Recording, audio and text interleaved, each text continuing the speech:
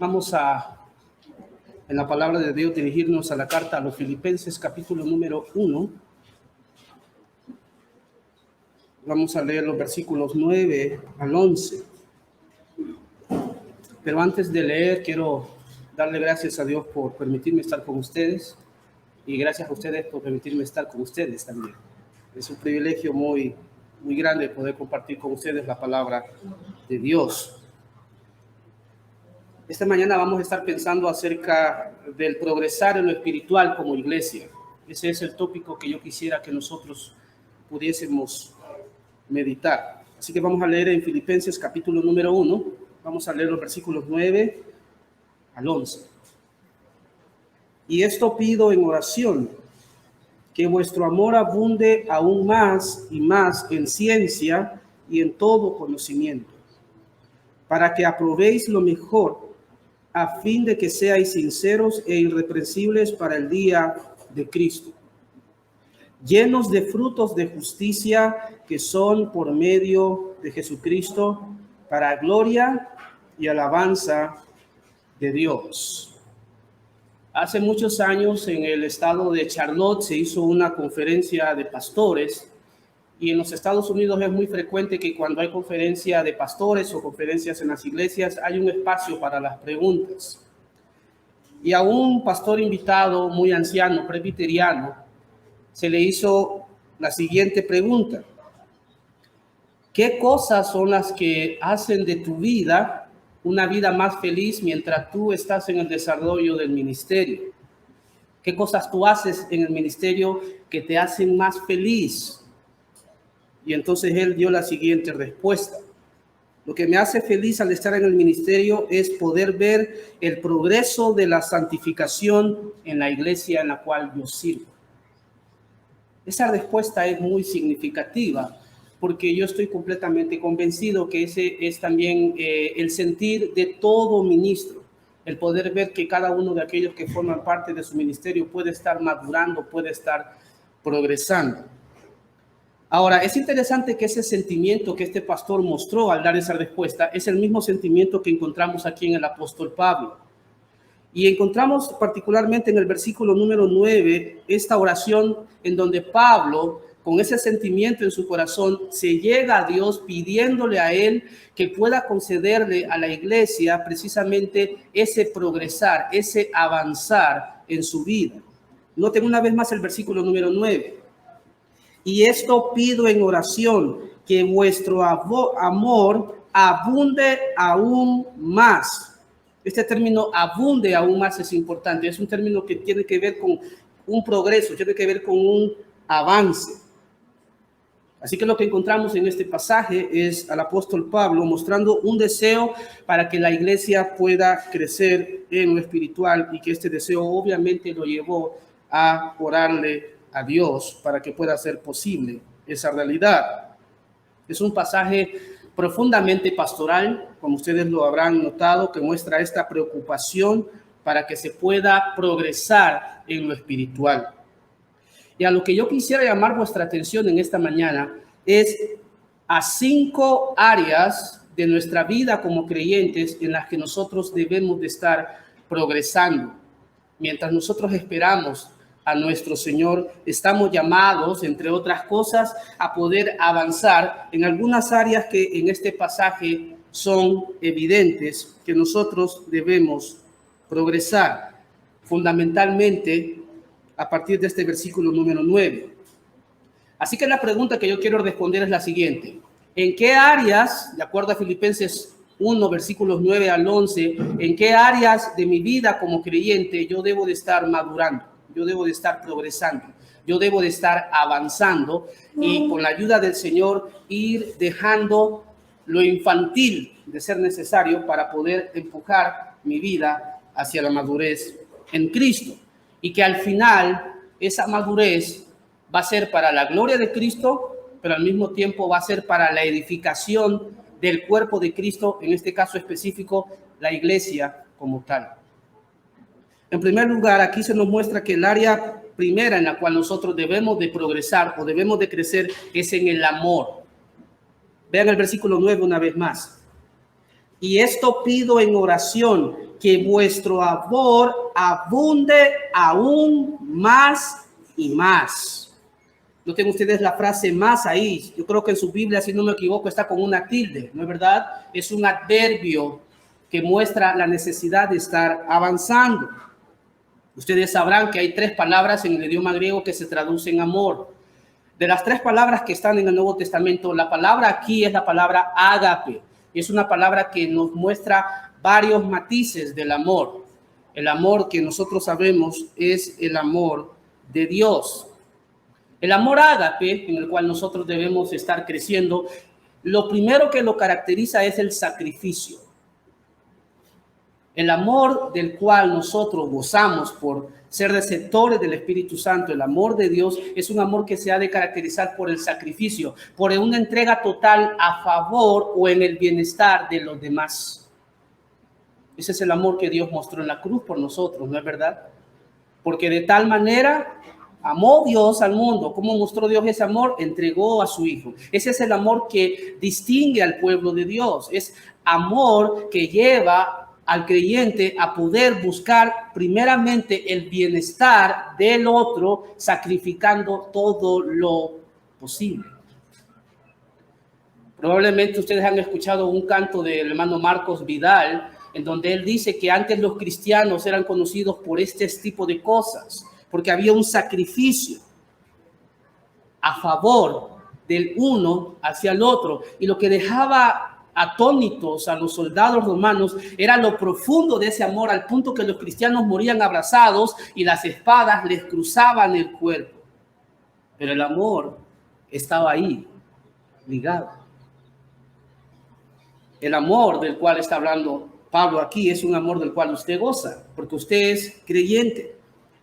Dice Romanos 5:5, porque el amor de Dios ha sido derramado en nuestros corazones por el Espíritu Santo que nos fue dado. Ustedes y yo, el día en que fuimos regenerados, el Espíritu Santo vino y depositó ese amor. De manera que ningún creyente tiene excusa para decir que no tiene amor. Eso no es posible. No hay posibilidad de llamarse cristiano sin amor. Lo que sucede con nosotros es que ese amor debe de ir progresando, debe de ir madurando.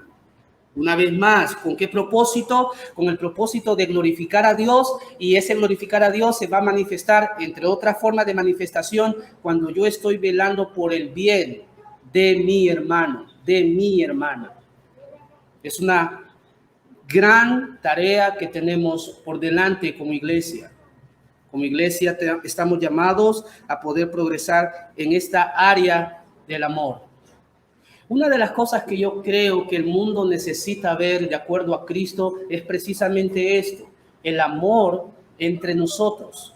Cristo dice en Juan 13:35, en esto sabrán todos que vosotros sois mis discípulos. ¿Cuándo? Cuando tuviereis amor.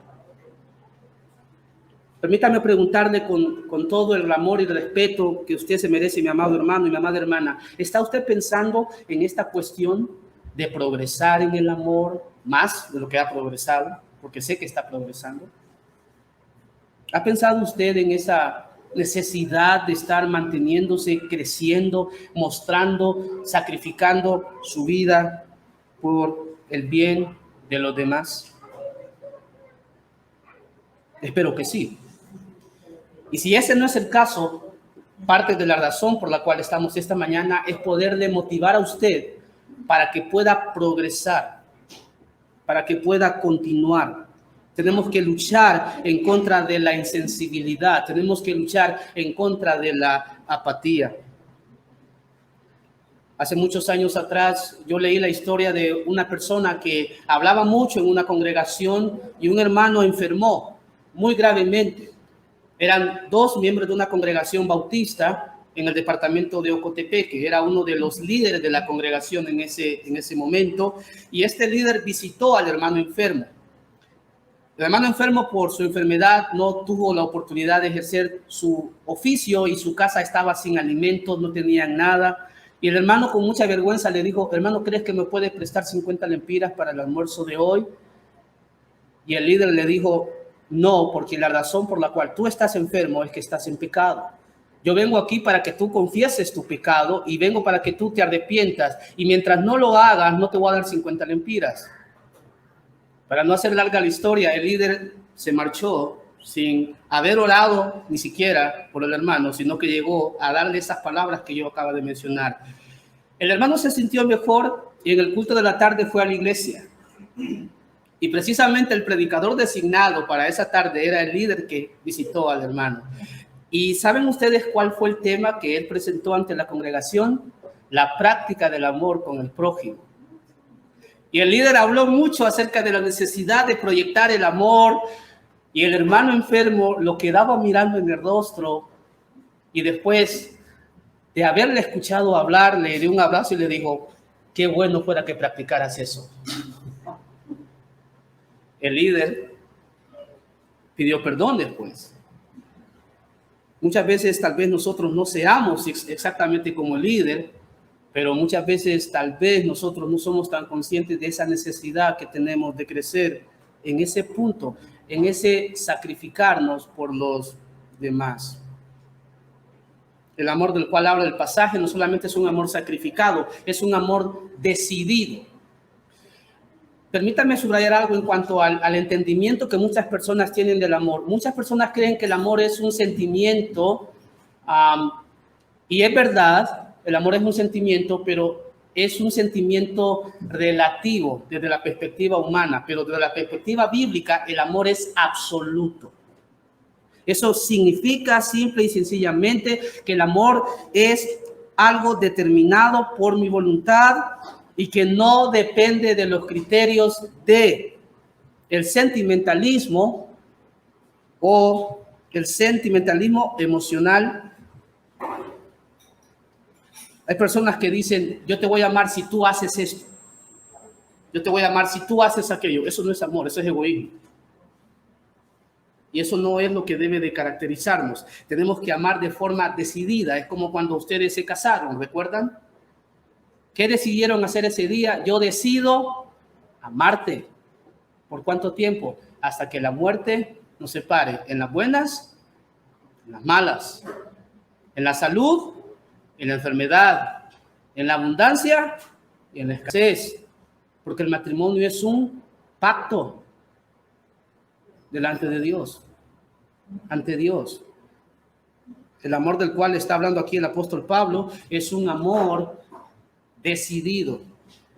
Tenemos que crecer en ese aspecto.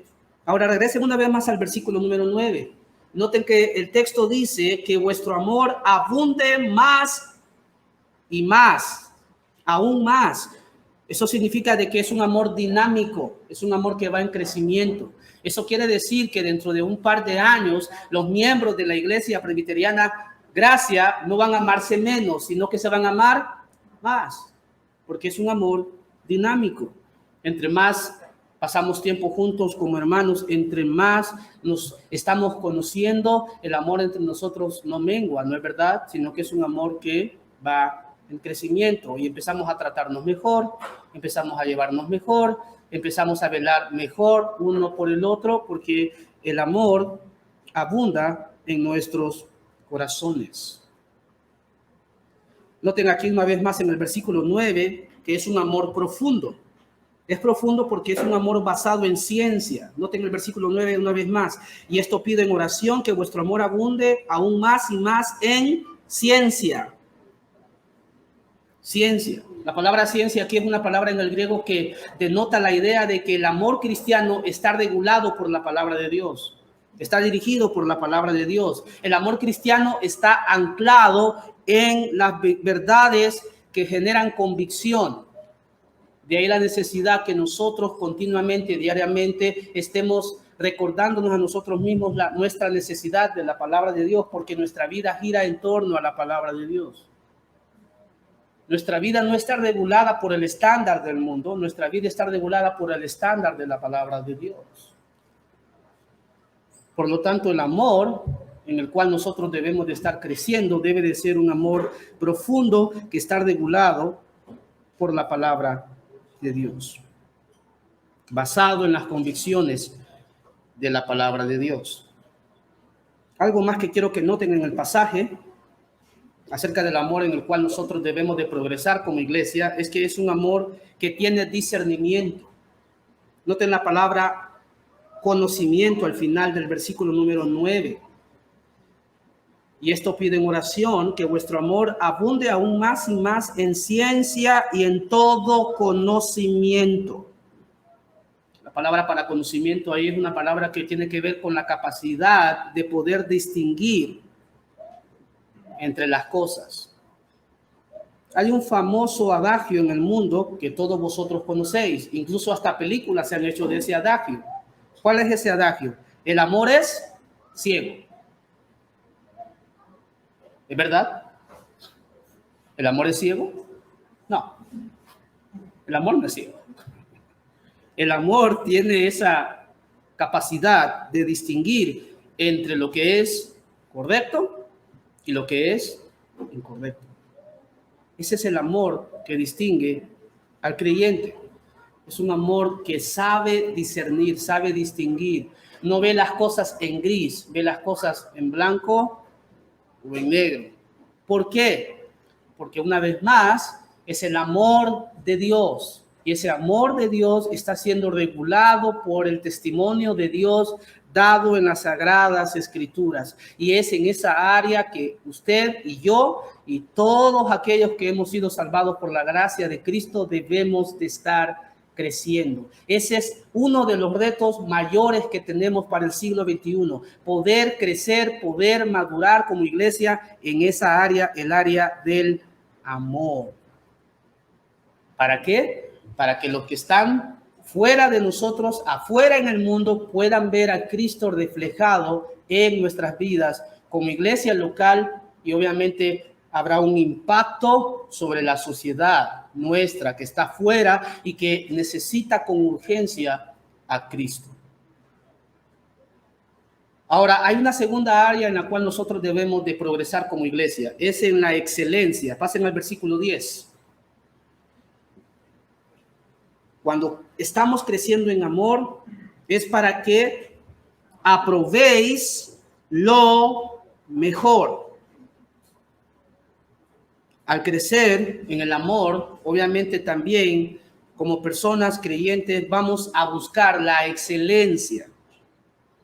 Pablo aquí, como predicador, como pastor, en su oración pide que cada uno de los creyentes crezca en amor para que pueda aprobar lo mejor. La palabra mejor aquí literalmente es una palabra que significa diferir, pero de manera más exacta, la traducción sería la siguiente: para que aprobéis lo superior.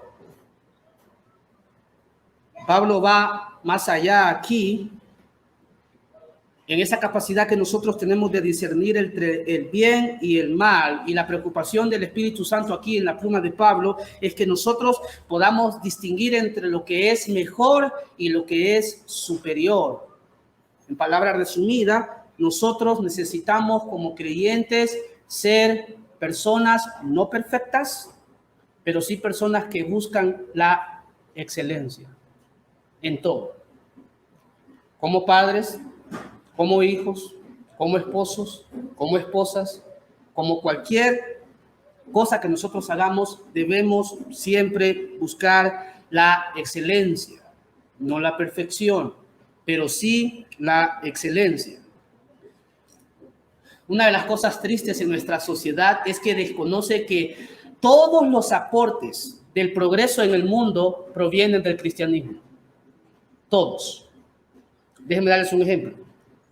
La educación, como es hoy, es fruto del cristianismo. La primera escuela pública se fundó el 5 de mayo de 1536 en Ginebra, la fundó Calvino. Todas las mentes grandes que han aportado a la sociedad han sido mentes cristianas. Kepler, por ejemplo. Isaac Newton, por ejemplo. En cuanto a la música, los mejores músicos eran personas creyentes, porque buscaban la excelencia.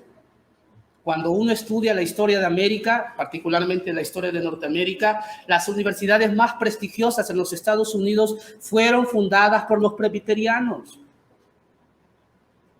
Harvard, Yale, Princeton, Berkeley y otras. El cristianismo es lo que ha traído el cambio. Fue el cristianismo que llevó a la abolición de la esclavitud. Fue el cristianismo que llevó a los Estados Unidos a donde está. Los mejores presidentes de los Estados Unidos han sido creyentes. Ustedes obviamente sabrán que todo político, todo presidente estadounidense actualmente, desde hace muchos años, cuando hace juramento, pone su mano sobre ¿qué? Sobre una Biblia. ¿La Biblia de quién? De Abraham Lincoln. ¿Por qué? Porque hace un juramento sobre el testimonio de la palabra de Dios. Se busca la excelencia. Ahora bien, para que nosotros podamos crecer en la excelencia y podamos crecer en la sabiduría, hay un elemento que nosotros necesitamos. ¿Cuál es ese elemento? Necesitamos pensar. Necesitamos estimular nuestra mente. Y muchas veces vamos a tener que necesitar hacer a un lado lo emocional. El cristianismo nunca está haciendo un énfasis que debe de ponerse lo emocional sobre lo intelectual, sobre el pensamiento, pero lamentablemente estamos viviendo en días en donde parece ser que muchos cristianos están dándole lugar principal a lo emocional y están abogando por el dejar de pensar. Eso no es correcto. Dios nos ha dado la mente para que nosotros pensemos. Para poder ser personas de excelencia necesitamos meditar, necesitamos pensar. Un autor llamado John Armstrong comenta lo siguiente: oímos a populares predicadores cristianos exhortar a muchos creyentes a pensar menos y a sentir más. Lo que está de moda en el siglo XXI es la experiencia, no el pensamiento. Y es trágico. Otro autor llamado John Stott comenta lo siguiente: muchos tienen celo sin conocimiento, entusiasmo sin inteligencia, son más apasionados, pero no tienen idea de las cosas. La falta de inteligencia hoy en día está siendo igualada a la santidad, de tal manera que muchos creen que entre menos conozcan, más santos serán. Eso no es verdad.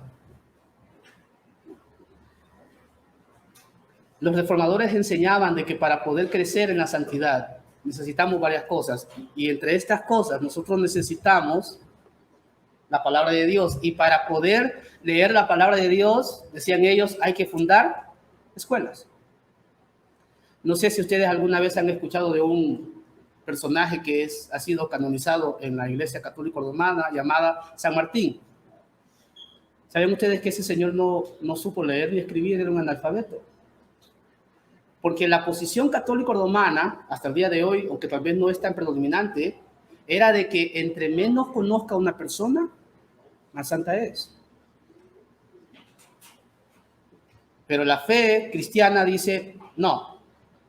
Entre más conozca una persona a Dios a través de su palabra, más santo será. No entre menos, sino entre más. Para poder entonces alcanzar la excelencia, nosotros necesitamos meditar, necesitamos pensar. Dice la primera carta a los Tesalonicenses 5:21, examinarlo todo, retener lo bueno. De igual manera, Efesios 5:8, andad como hijos de luz, comprobando lo que es agradable al Señor. ¿Cómo lo compruebo? Con mi mente. Pasen a Filipenses capítulo 4 por un momento.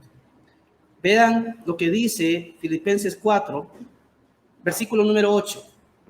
Es un llamamiento a pensar, es un llamamiento a distinguir para que nosotros podamos aprobar lo que es mejor.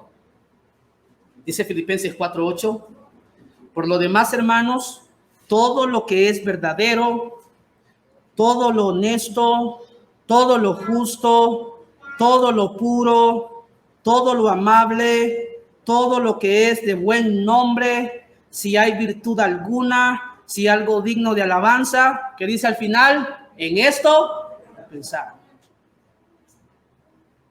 ¿Para qué? Para que aprueben lo mejor. para que sean personas de excelencia. Es un peligro, amados hermanos, ser una persona ignorante. No es bueno no ser una persona que medita. Es peligroso. Es peligroso porque puede llevarnos a convertirnos en un creyente mediocre. Puede llevarnos a convertirnos en un tipo de persona como la que distinguía al judío del tiempo de los jueces, mediocres. Y cuando ustedes leen el libro de Jueces, es un libro que deja mucho que desear por lo que caracterizaba al pueblo de Dios en ese momento. Vivían una mediocridad por la ignorancia que había en ellos. No es bueno, si queremos ser excelentes como iglesia, cobijarnos en la ignorancia. Cotton Mather describió lo siguiente: la ignorancia es la madre no de la devoción, sino de la herejía. Yo estoy convencido de que cada uno de vosotros esta mañana desea hacer lo mejor para Cristo, ¿no es verdad? Todos nosotros tenemos ese deseo. Por lo tanto, sigamos adelante. Mantengámonos en nuestras mentes ocupadas en lo que nos dice la palabra de Dios.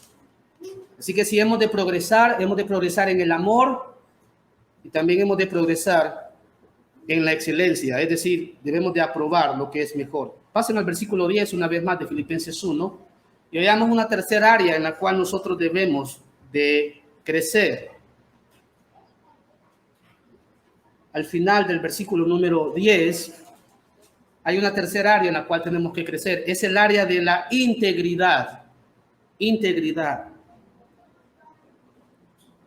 Para que aprobéis lo mejor a fin de que seáis sinceros e irreprensibles para el día de Cristo.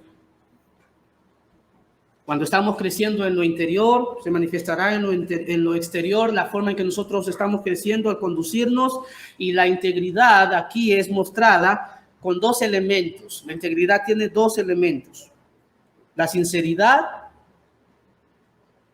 y, dice el versículo número 10, la irreprensibilidad, o dicho de otra manera, la intachabilidad. La palabra sincero aquí es una palabra que denota a una persona que tiene un carácter auténtico. Es una persona que no es hipócrita. Es una persona que no tiene una doble vida, una persona que no tiene un doble vía. Es una persona de carácter completo. Y cuando estamos hablando de la integridad, quiero corregir esto porque puede ser malinterpretado. No estamos hablando de ser personas perfectas, estamos hablando de ser personas completas. El mayor tiempo en el que Jesús estuvo en problemas con los religiosos con los cuales Jesús tenía problemas, eran personas hipócritas. Los fariseos eran personas que no tenían integridad. Decían, pero no hacían.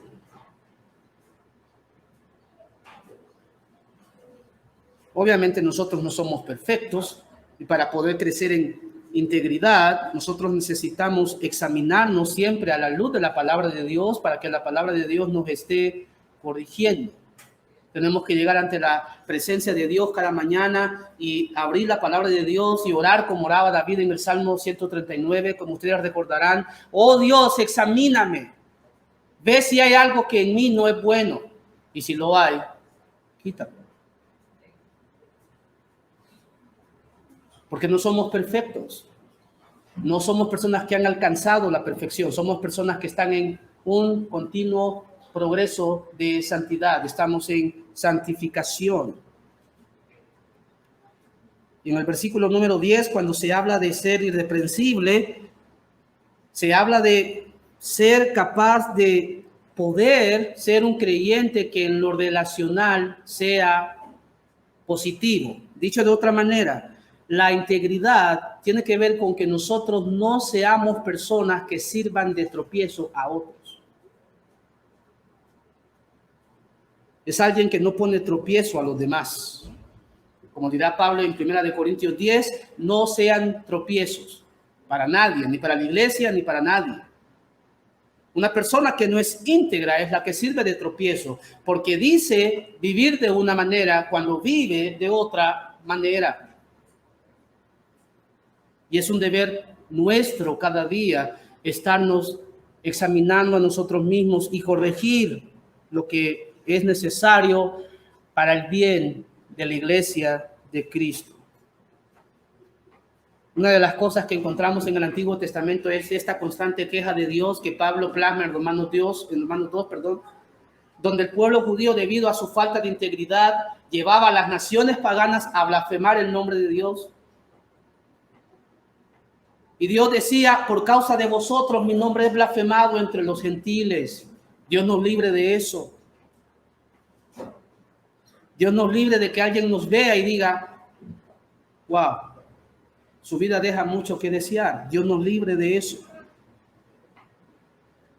Que Dios nos permita ser lo suficientemente humildes, lo suficientemente sinceros, lo suficientemente quebrantados y entender que para poder lograr ser íntegro en mi propia fuerza no lo podré hacer. Yo necesitaré de Cristo cada día, porque separado de mí, dijo Cristo, ¿qué podemos hacer? Nada, absolutamente nada. Estamos en una guerra, estamos en una lucha. Y el peor enemigo suyo, mi amado hermano, mi amada hermana, no es el diablo ni el mundo. El peor enemigo suyo es usted. El peor enemigo mío soy yo.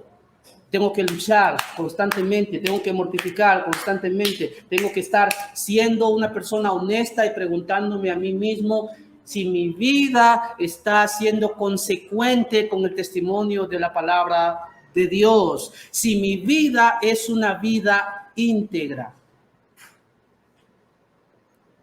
Tal vez esto sea jocoso, pero permítame ilustrarlo de esta manera. Un pastor presbiteriano fue a visitar a un anciano en la iglesia, eso fue en Connecticut, y el niño de la casa, cuando el pastor se sentó sobre la mesa, hacía esto. Llegó un momento que el pastor se incomodó y le preguntó, ¿qué busca? Su otra cara. Porque mi papi dice que usted tiene dos caras y no encuentra la otra. Pobre padre, fue llamado al presbiterio. El niño escuchó a su padre, pero lo que quiero rescatar de esta historia es que cuando el padre miraba al pastor, ¡oh, pastor, qué bendición verlo! Era un padre que no practicaba la integridad. Frente al pastor era una persona y detrás del pastor era otra. No permita a Dios que nosotros caigamos en ese error. Así que hay 3 áreas hasta el momento que hemos dicho en las cuales debemos de crecer: en el amor, en la excelencia, en la integridad. Pasen al versículo 11. Vamos a encontrar otra área en la cual nosotros debemos de crecer. Debemos de crecer en el accionar de buenas obras. En el accionar de buenas obras. ¿Para qué debemos de crecer en el amor y en la excelencia y en la integridad? Para que seamos llenos de frutos de justicia, que son por medio de Jesucristo. Llenos de frutos de justicia. Eso es equivalente a decir actitudes justas que muestran nuestra relación con Cristo. Eso es a lo cual nosotros debemos de crecer. Una de las oraciones que tenemos que hacernos también delante del Señor es la misma que encontramos en los labios de Pablo cuando él fue convertido. Señor, ¿qué quieres que yo haga? Existe un amigo mío que es muy fuerte en algunas declaraciones y él ha acuñado a unos creyentes que conoce de la siguiente manera: son creyentes calentabanca. Yo le pregunto a él por qué es tan grosero, por qué él es así tan fuerte. Me dice, es que son personas, hermano Félix, que pasan 25 años sentados en la misma silla y la hunden y no se presentan para poder decir en qué puedo servir. ¿Recuerdan ustedes el otro adagio famoso que este es verdadero, el que no, ¿cómo dice después? El que no sirve, el que no vive, no sirve. Ahí. O sea, en otras palabras, una de las características nuestras es que nosotros estamos llamados a servir. Ahora, noten ustedes aquí en el verso número 11 que eso no va a ser posible en nuestra propia fuerza, eso es por medio de Cristo.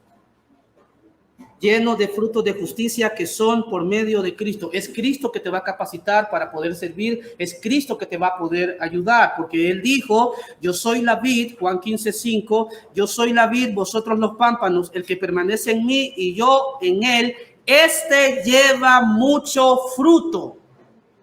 Si alguien se llama cristiano y no está llevando fruto, debemos de preguntarnos si está en Cristo, porque el que está en Cristo, ese lleva fruto. Porque separados de mí, dice Cristo, nada podéis hacer. Y hay tantas áreas en las cuales hay que servir, no solamente aquí en la iglesia local, esta es una de las áreas, pero tú puedes servir siendo un buen padre para tus hijos, siendo un buen empleado, glorificando a Cristo en lo que tú haces. Calvino decía de que nosotros debemos evitar elogiar a los doctores y a los grandes. Tenemos que reconocer que aún un zapatero que está remendando un zapato debe remendar ese zapato para la gloria de Dios, porque no está sirviendo en sí al que está solucionando el problema del zapato, está sirviéndole a Dios remendando ese zapato.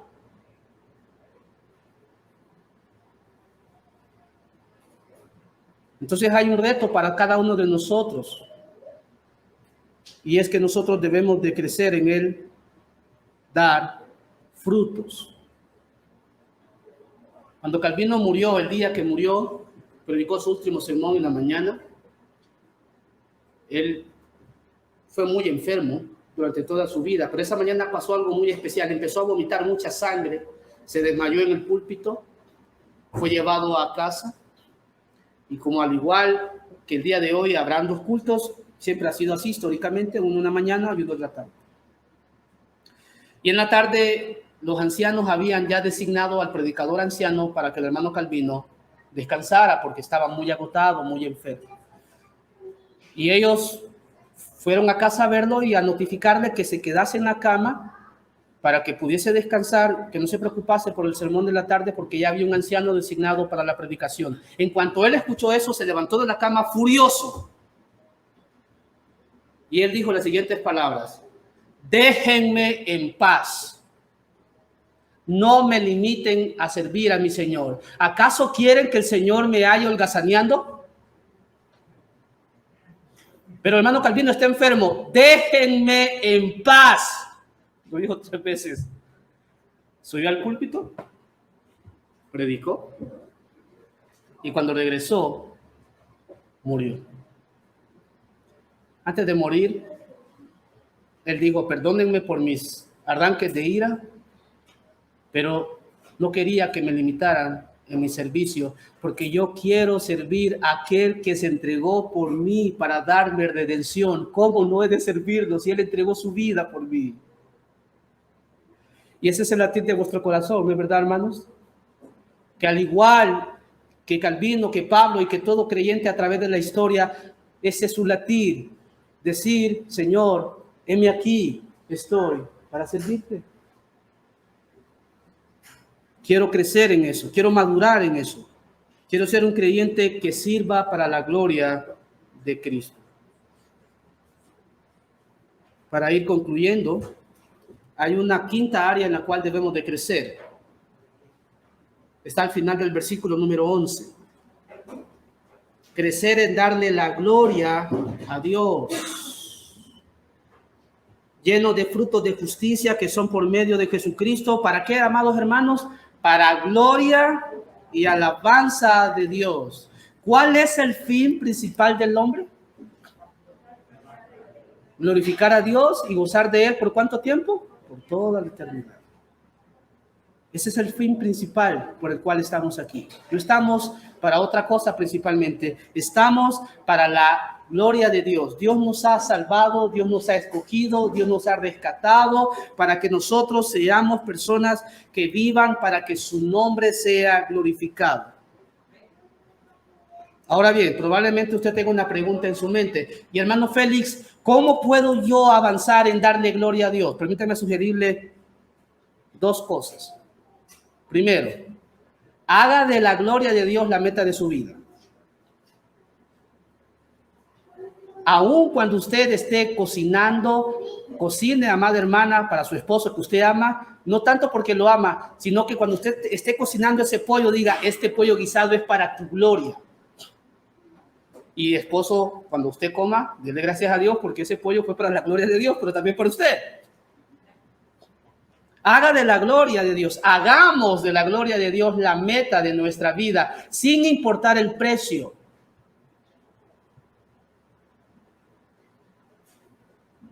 Segundo, para poder darle gloria a Dios, aparte de hacer de la gloria de Dios la meta de nuestra vida, hagamos de la palabra de Dios la brújula constante de nuestra vida.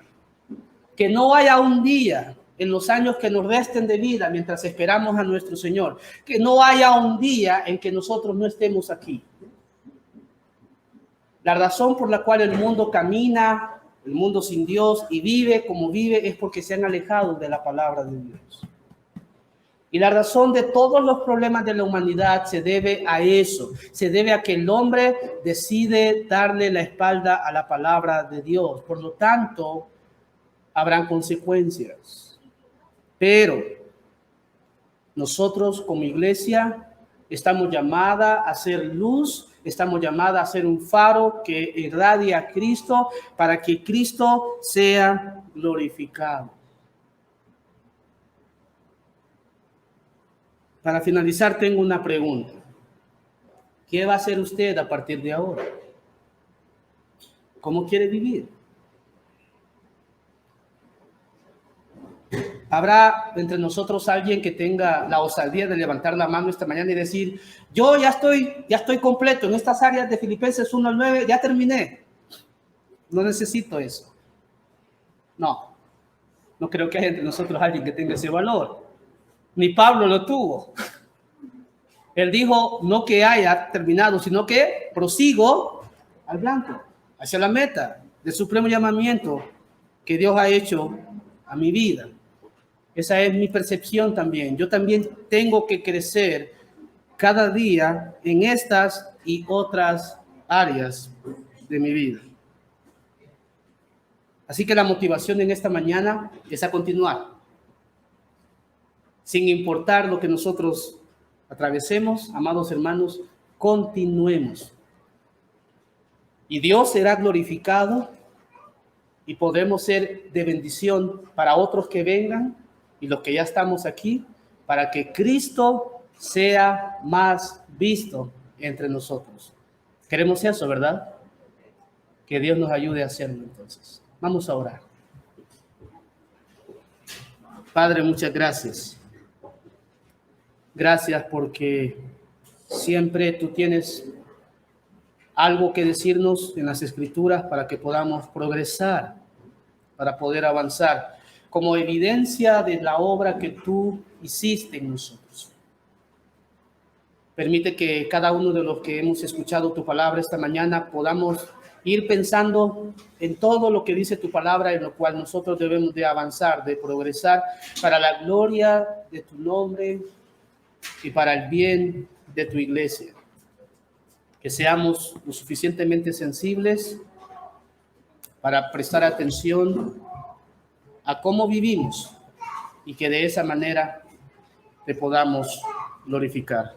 Honra a Cristo en tu pueblo, pues lo pedimos en su nombre, en nombre de Cristo. Amén.